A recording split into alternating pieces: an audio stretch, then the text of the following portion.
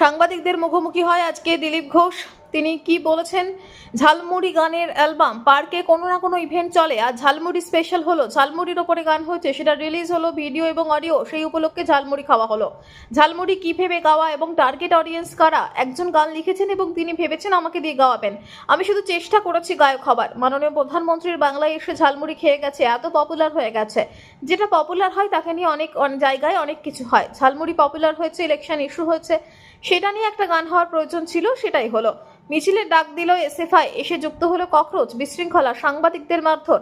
আপনারা জেনে রাখুন এরা কারা, যারা নেপালের গল্প বলছে, পাকিস্তানের গল্প বলছে, কাশ্মীরের গল্প বলছে। সে যে একটা চেন আছে না সব জায়গায়, এই যে একটা চেন আছে না ভারতকে ভাগ করার, ভারতের বিরোধিতা করার, এই স্লোগান বারবার চলে আসে। নরেন্দ্র মোদীর প্রধানমন্ত্রী হওয়ার পর থেকে উগ্রপন্থীদের টাইট করেছেন, বিচ্ছিন্নতাবাদীদের টাইট করেছেন। তারা এখন শেষ নিঃশ্বাস নিচ্ছে। এরকম কোনো না কোনো ইস্যুকে সামনে রেখে মাঝে মাঝে উৎপাত করে, মিডিয়াতে এরা বেঁচে থাকে। এদের কোনো প্রভাব সমাজে নেই। ওরা যা করেছে, মিডিয়াকে অ্যাটাক করেছে, সাধারণ মানুষ, পুলিশকে আক্রমণ করেছে। মানুষ এতে খুব ক্ষুব্ধ, কোনো রাজনৈতিক লাভ পাবে না। আমরা দেখেছি যাদবপুর একটা আলাদা আইল্যান্ড আছে, যেখানে ভারত বিরোধী স্লোগান দেয়, ভারতকে টুকরে হোঙ্গে আজাদি ইনশাআল্লাহ, এই সমস্ত স্লোগান আমরা দেখেছি। কিন্তু তাদের অস্তিত্বটা কোথায় আছে? রাজনীতিতে কোথাওই নেই। বামপন্থী, অতি বামপন্থী কিছু কিছু মানুষ থাকে, কারো বোরে হয়ে তারা কাজ করে। এখনো তাই হচ্ছে। গণতন্ত্রের পরিবেশ আছে তাই লাফালাফি করছে। এছাড়াও আরো একাধিক বিষয় নিয়ে ক্ষোভ উগরে দেন দিলীপ ঘোষ। কি বলেছেন তিনি, শোনাবো আপনাদের। আমাদের পার্কে রোজ কোনো না কোনো ইভেন্ট চলে। ঝালমুড়ি স্পেশালি হলো, ঝালমুড়ির উপরে গান হয়েছে, সেটা রিলিজ হলো ভিডিও অডিও, সেই উপলক্ষে বিশেষভাবে ঝালমুড়ি খাওয়া হলো আজকে। দাদা, প্রত্যেক গানেরই একটা টার্গেট অডিয়েন্স থাকে, মানে এটা কি ভেবে গাওয়া এবং কাদের জন্য গাওয়া? দেখুন, যে গান লেখে সে গান লিখেছে, সে ঠিক করেছে আমি গাওয়া উচিত, আমাকে দিয়ে গাইয়েছে, আমি চেষ্টা করছি গায়ক হওয়ার। মাননীয় প্রধানমন্ত্রী পশ্চিমবাংলায় এসে ঝালমুড়ি খেয়ে গেলেন, এত পপুলার হয়ে গেছে। তো যেটা পপুলার হয় সেটা সব জায়গায় তাকে নিয়ে অনেক কিছুই হয়। তো ঝালমুড়ি পপুলার হয়েছে, ইলেকশনে ইস্যু হয়ে গেছে, সেই নিয়ে একটা গান হওয়ার দরকার ছিল, সেটাও হলো। গতকাল আমরা একটা দেখলাম কলকাতায় মিছিলের ডাক দিল এসএফআই। তাদের মিছিলের অনুমতি না পেয়ে সেখানে ককরোচ জনতা পার্টি যুক্ত হলো, আরও অনেকে যুক্ত হলো এবং সেই মিছিল শেষ পর্যন্ত সংবাদ মাধ্যমের উপর আক্রমণের মিছিল হয়ে গেল। কি বলবেন? না, আপনারা জেনে রাখুন এরা কারা, যারা এই ধরনের উৎপাত করছে। তারা নেপালের গল্প বলছে, তারা পাকিস্তানের গল্প বলছে, কাশ্মীর আলাদা কথা। তো সেই যে একটা চেইন আছে না সব জায়গায়, ভারতের বিরুদ্ধে, ভারতকে ভাগ করার চক্রান্তের সঙ্গে যারা, বিদেশের সঙ্গে যুক্ত যারা, সেই ফেসগুলোই সামনে চলে আসে, সেই স্লোগান চলে আসে। একই জিনিস বহু বছর ধরে নরেন্দ্র মোদী প্রধানমন্ত্রী হওয়ার পর থেকে তিনি যেভাবে এই উগ্রপন্থীদের টাইট করেছেন, বিচ্ছিন্নতাবাদীদের টাইট করেছেন, তারা এখন শেষ নিঃশ্বাস নিচ্ছে। তো এরকম কোনো না কোনো ইস্যুকে সামনে নিয়ে মাঝে মধ্যে উৎপাত করে, মিডিয়াতে কিছুদিন থাকে, এর বেশি এর কোনো প্রভাব সমাজে নাই। এবং ওরা যা করেছে, মিডিয়াকে অ্যাটাক করছে, সাধারণ মানুষ, পুলিশকে অ্যাটাক করছে, তো মানুষ এতে খুবই ক্ষুব্ধ। কোনো রাজনৈতিক লাভ পাবে না। আমরা দেখেছি যাদবপুর ইউনিভার্সিটি এরকম একটা আইল্যান্ড আছে এখানে, যেখানে কিছু এই ধরনের লোক দেশের বিরুদ্ধে স্লোগান দেয়, ভারত তেরে টুকরে হোঙ্গে ইনশাআল্লাহ, কেরল কি আজাদি, বাঙ্গাল কি আজাদি, এইসব স্লোগান আমরা দেখেছি। কিন্তু তাদের অস্তিত্বটা কোথায় আছে? রাজনীতিতে কোথাও অস্তিত্ব নাই। এরা অতি বামপন্থী সারা বিশ্ব জুড়ে কিছু কিছু মানুষ থাকে, কারো বোড়ে হয়ে তারা কাজ করে।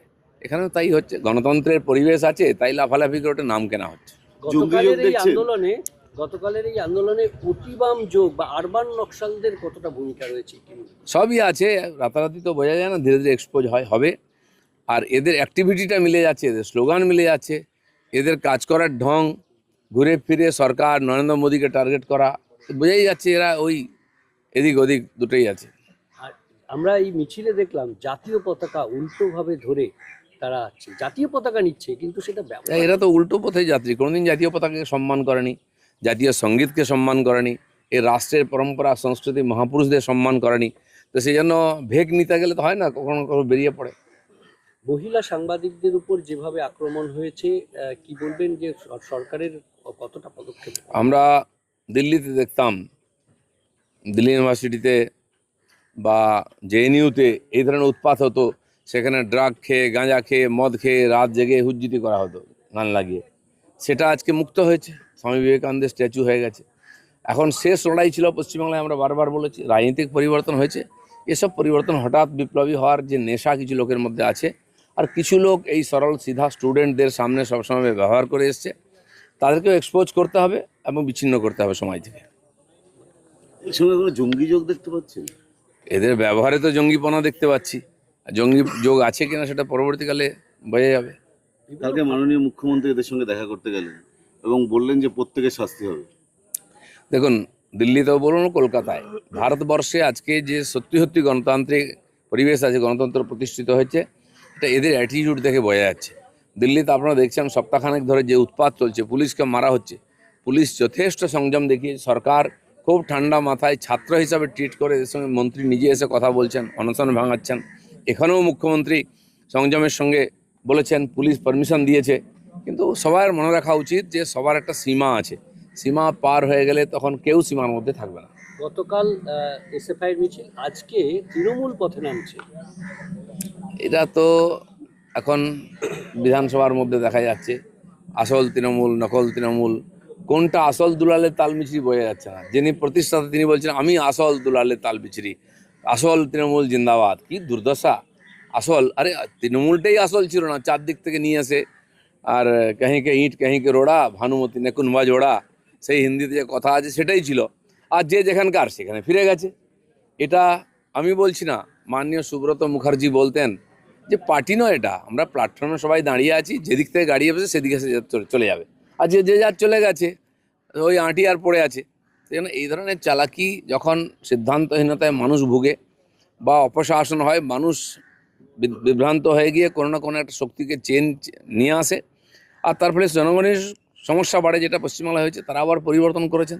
দিল্লিতে আপ পার্টি হয়েছিল, তারও দেখলেন দুর্দশা। আজ শেষ, পাঞ্জাব থেকে লোক নিয়ে আসছে, দিল্লিতে লোক নাই। এখানেও ঠিক তাই হয়েছে, এদের অস্তিত্ব সংকট। মমতা ব্যানার্জি গায়ে মানে না, আপনি মোড়ল, তিনি দিল্লি থেকে ভাষণ দেবেন।